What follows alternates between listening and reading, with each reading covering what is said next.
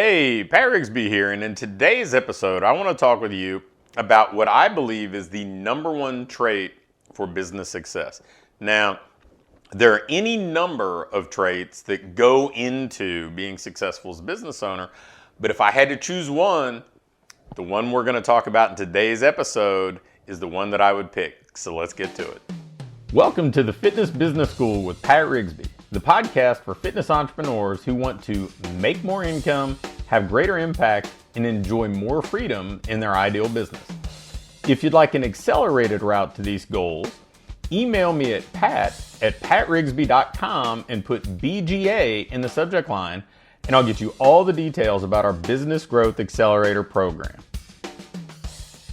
So the other day when I was in a conversation with a couple business owners, I shared what I consider to be the number one key or the number one trait for entrepreneurial success. In fact, I'd venture to say that it may be the number one key to success in about anything.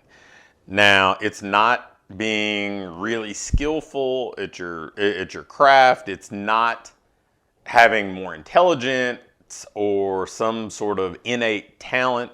Sure, if you want to play Major League Baseball or play in the NBA or be a world-class musician, then, innate talent's probably going to be a prerequisite.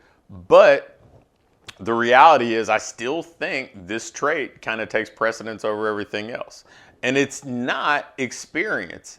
It's not even the ability to connect or communicate or be great at public speaking or be some skillful writer. No, it's something that's completely different. And what I consider the biggest difference between the successful and the unsuccessful. It is the willingness to take personal responsibility. And that may seem like common sense for you. It may seem like common sense for about anybody.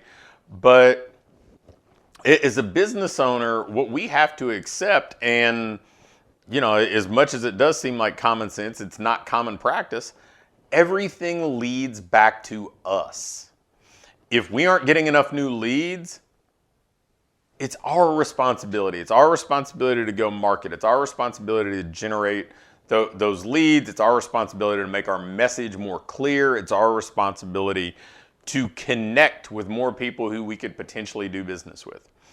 If our staff, if our team isn't doing great work, we hired them. We're the ones who are responsible for developing them. It's not a kind of a, hey, there are no good employees out there. You can't find good people.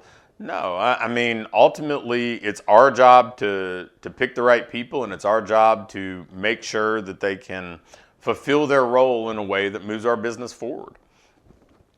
If client retention is bad, we figured out who we wanted to market to and how we wanted to serve them and how we were going to price things and what we were doing to retain them.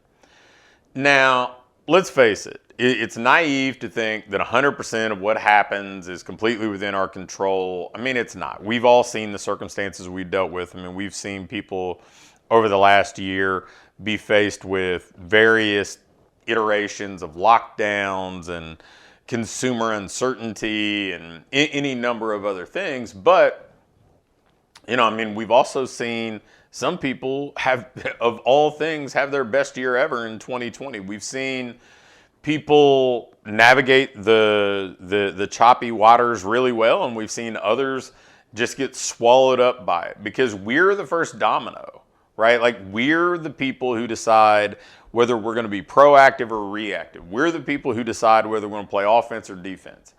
And in fact, the people who I know who've been the most successful in about anything are the ones who take more responsibility. They're willing to probably take more responsibility for things that are outside of their control rather than pass the buck on much of anything. Because there is this sense of control. There is this sense of comfort in believing that you have some control over your own destiny. And, I'm not talking about this from a faith perspective or whatever else. What I'm saying is when we wake up each day, we can choose how we invest our time. Are we proactively moving towards our goals, or are we just waiting to see what happens, waiting to hope that the phone's going to ring, that people are going to pop in, that people are going to pop into our inbox and show an interest in what we do, that clients are just all going to magically stay? Let's face it, if we want to succeed as a business owner, we have to accept that we're taking on more responsibility than the average person. The average person isn't a business owner, right?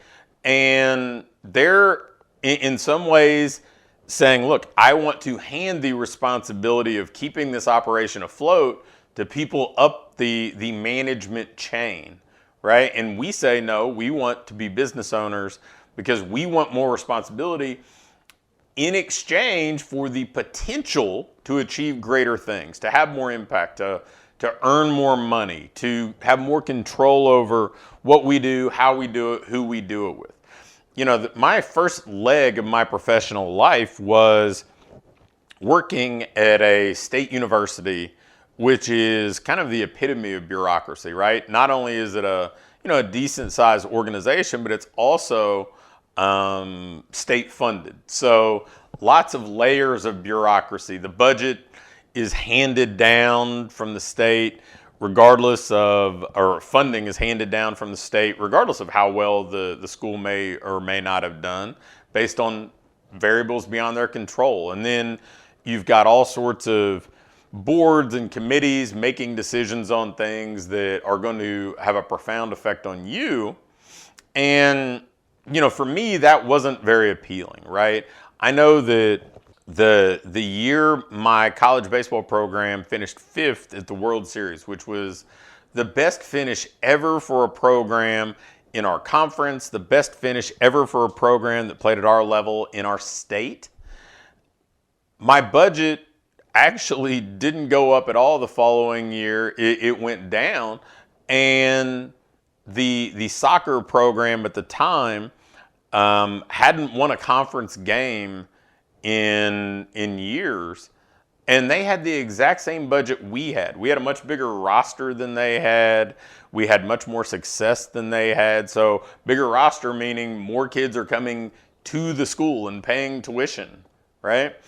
And when I looked at that, I thought, I can't change this. I can't control the way the university operates, but I want to be in a situation or an environment where I do have more control. And that's what really helped inspire me to move on and start my own business and step out and do things on my own, because, ultimately I wanted the greater upside. I wanted more control, but we have to accept that wanting those things doesn't magically grant us those things. We have to earn them and deserve them by taking responsibility, by saying, hey, if it's to be, it's up to me, right? Like, if we want to have more clients, then we're the ones who are going to have to go out there and generate more clients, regardless of the budget we have, or whether or not our Facebook account got shut down, or whether or not the market is as robust as it might have been a year or two ago.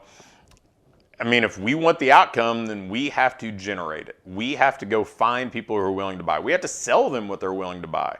We have to be willing to maybe make up for a lack of financial resources with more hustle and more effort and more desire. So when you take the reins as a business owner, when you decide, hey, this is what I want to do professionally, understand that, there's plenty of upside, there's plenty of potential benefit, plenty of potential gain, but with that comes a price tag, and that price tag, above all else, is being willing to take personal responsibility for every outcome that you're going to achieve.